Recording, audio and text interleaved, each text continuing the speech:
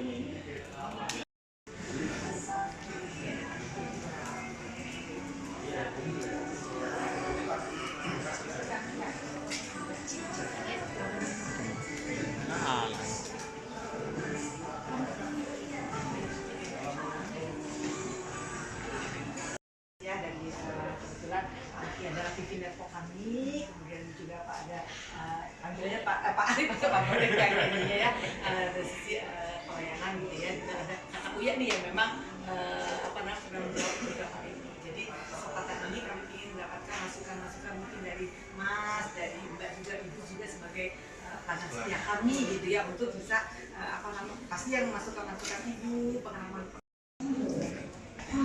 Kalau tentang Please proceed to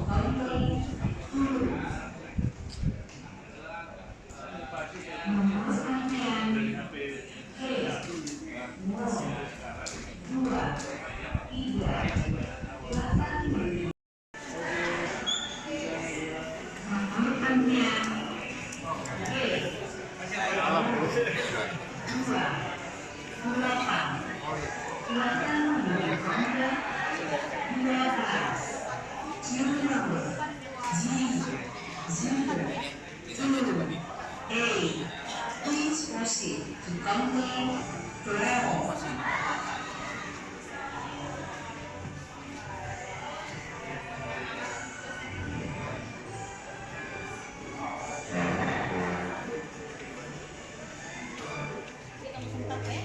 Download Tribun X sekarang, menghadirkan lokal menjadi Indonesia.